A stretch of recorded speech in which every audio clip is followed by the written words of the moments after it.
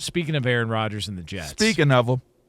So kind of kicked this around yesterday. He apparently would like to keep playing, all things, being equal, and he's healthy and everything. He would like to keep playing. He has also doubled down on that sentiment. He spoke with the media yesterday and would like to reiterate that he would like to come back, and he's got a lot of reasons to do so. I mean, I just redid my house here in Jersey, so my goal was to play a few more years here, but we'll see. I'd like to be healthy. I'd like to end on my feet, and then I'd like to play well, and I'd like, to feel like I'm wanted back. If not, that's, again, I will not be offended. I won't be upset. I'll be so thankful either way, whatever happens here.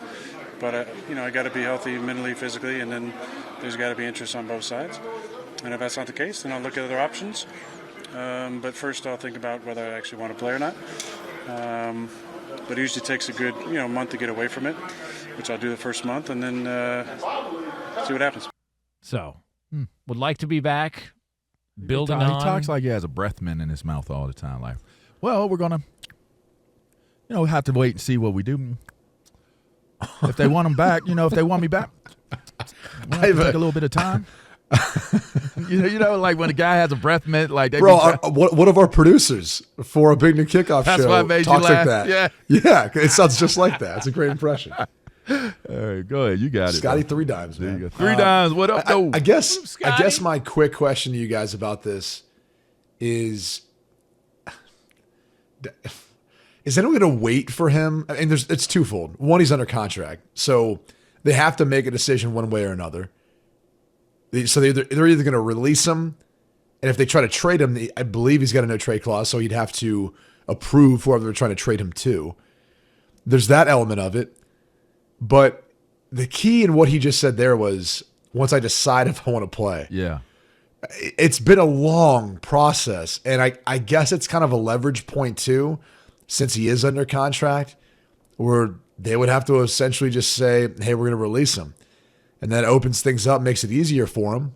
But that was kind of the Brett Favre way of doing it too, right? I mean, as he drug it at the end of his career more and more. I mean, he really is taking a page out of Brett Favre's playbook in this case. How many teams are going to wait till after the draft, depending on how long it takes him to decide if he wants to play? Do you guys, let me ask you this. And what options are there?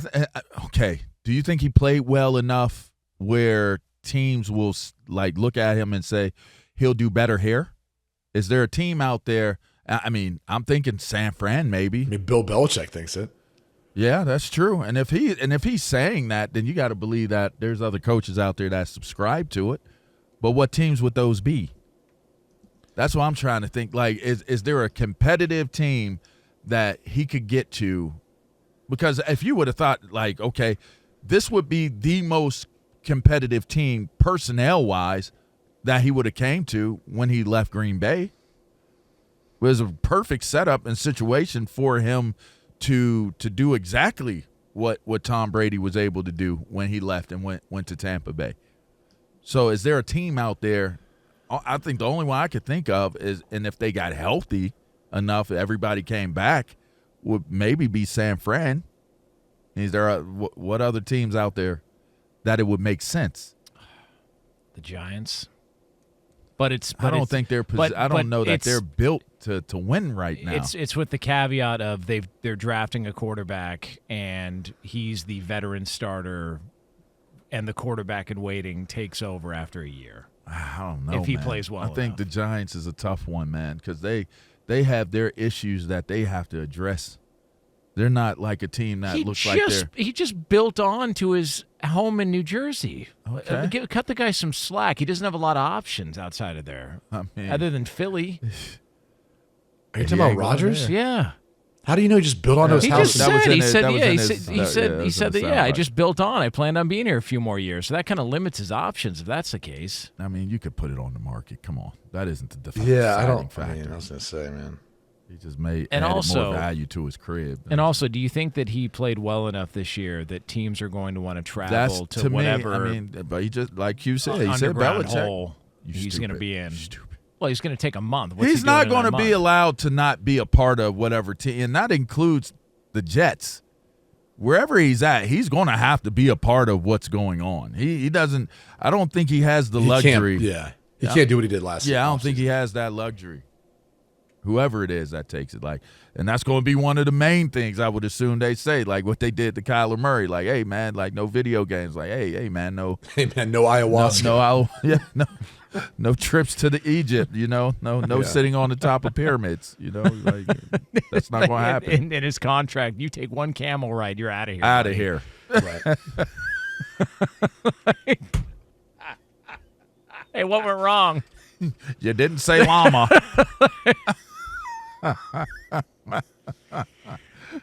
Yeah, it feels, and then he's kind of doubled down on saying that he wants ownership to be supportive of the head coach publicly, of the front office, and it just feels like there's been a couple of times where maybe he's called Woody Johnson out, and I just can't figure out whether or not he really does want to be there and wants to play for Woody Johnson, or he doesn't. Devontae Adams has said the same thing. I would love to be back here next year. But if you're Woody Johnson, do you want everybody back? Do you want him back? He kind of has some say in this, and if we keep hearing that it's all about a tear down, kind of has some say. That's why it feels like we're heading towards a divorce, but neither guy wants to be the one to say that I want out. I think what's scary for Woody Johnson is you're concluding some of these rookie contracts, and some of these other contracts may be coming up on the defense side of the ball. And so how much longer can you go before you got to start making hard decisions on who you're going to re-up, how much that's going to go for? How much longer can you keep this type of talent all on one roster, within this time and space? You got to figure Sauce is going into his fourth year next year? Would it be his fourth year or his third year? Fourth, I think. Fourth year. Yeah. I mean,